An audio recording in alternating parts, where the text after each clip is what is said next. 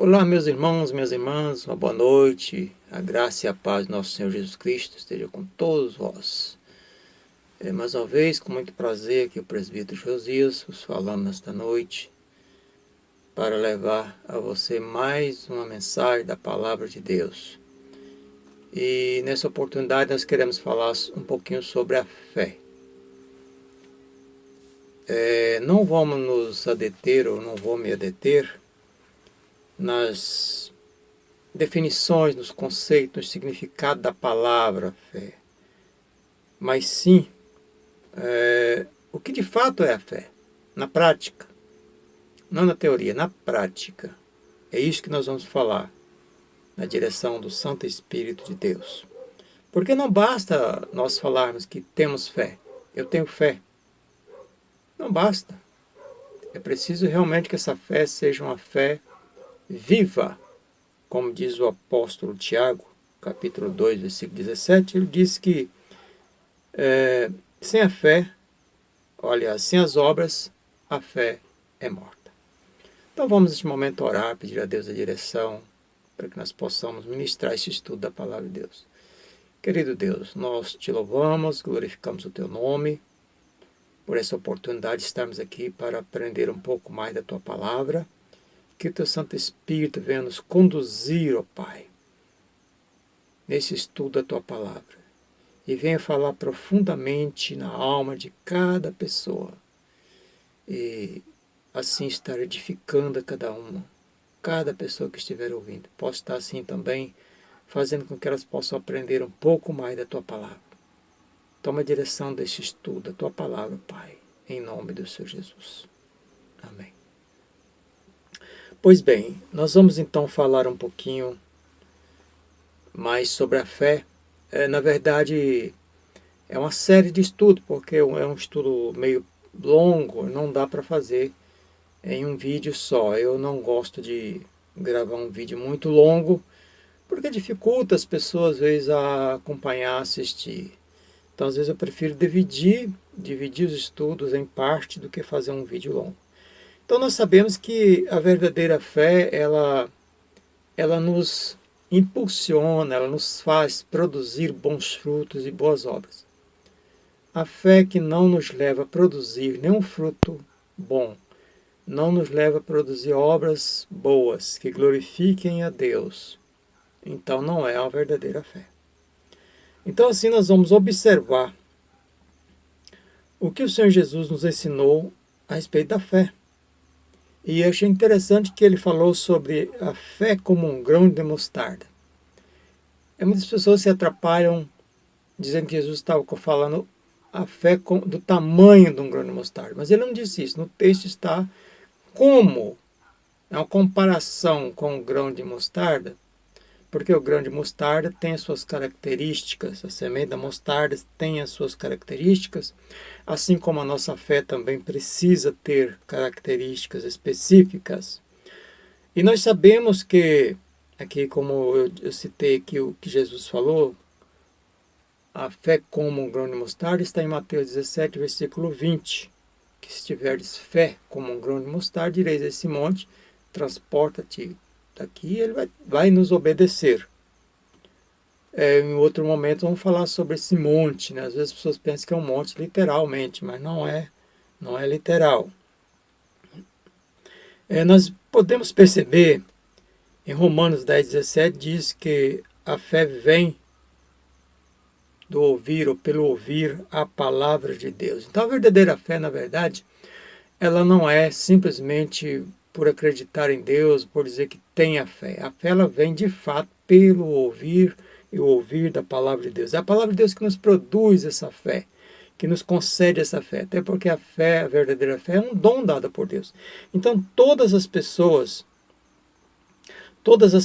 que recebem, o que ouve a palavra de Deus, recebem essa semente.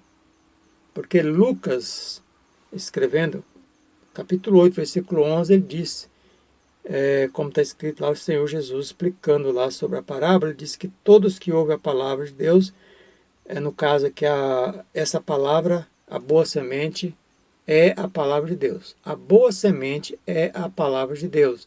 ele tem aquela parábola lá que fala sobre o semeador que saiu semeando aquela semente, e uma parte caiu na beira do caminho, uma parte caiu no meio dos espinhos, uma parte caiu no meio em cima das pedras, e outra parte caiu na terra boa. E essa que caiu na terra boa, então vai produzir muitos frutos.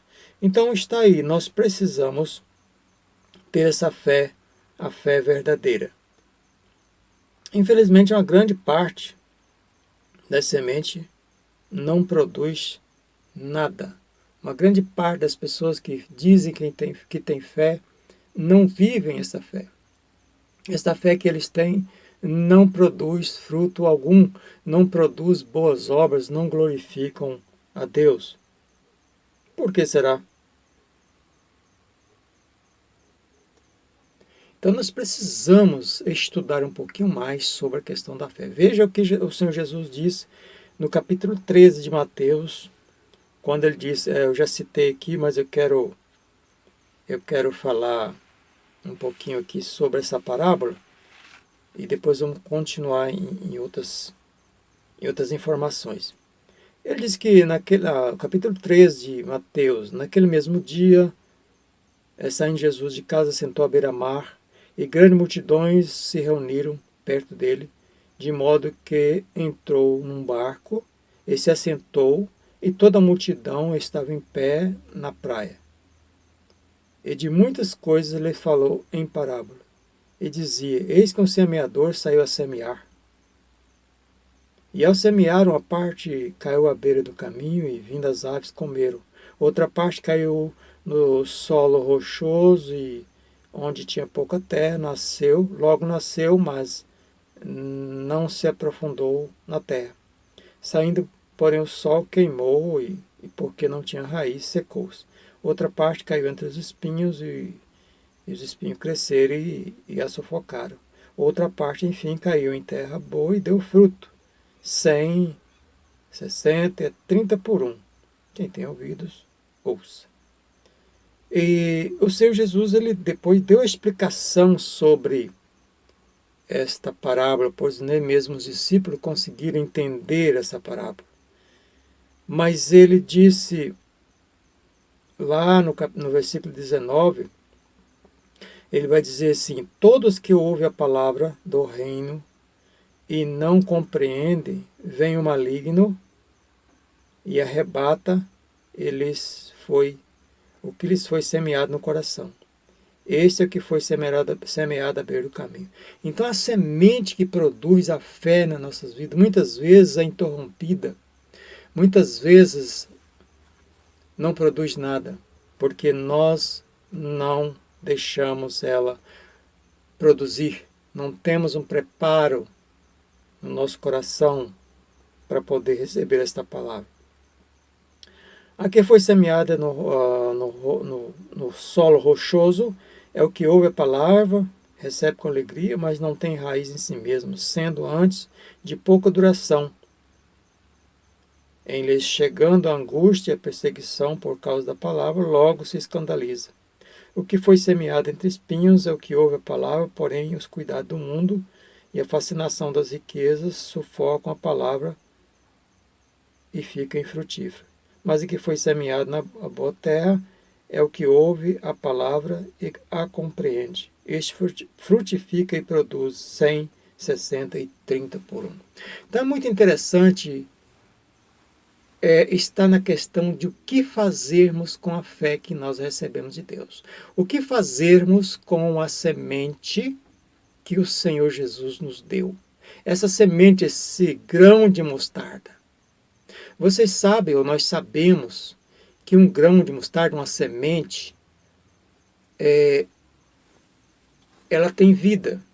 Então nós precisamos estudar as características do grão de mostarda, da semente da mostarda, para saber o que acontece.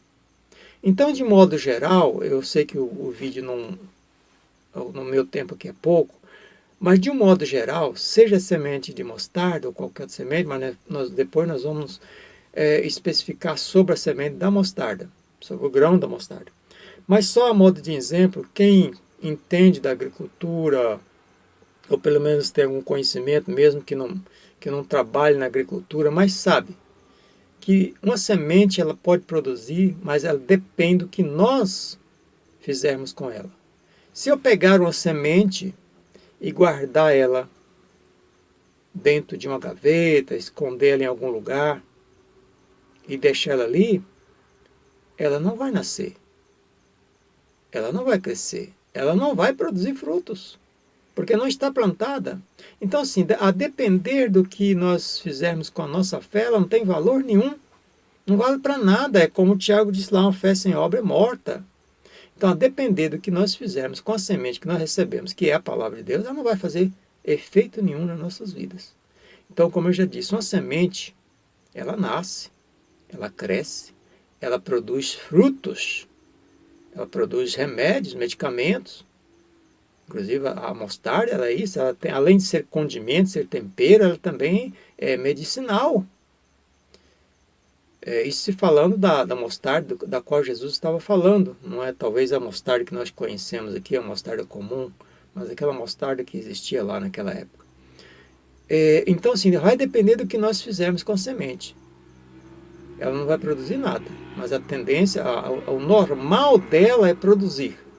Então, porém, nós precisamos estar conscientes do que nós vamos fazer com a semente que nós recebemos. Eu vejo muitas pessoas falar assim, eu tenho tanta fé, mas eu não consigo alcançar o que eu quero.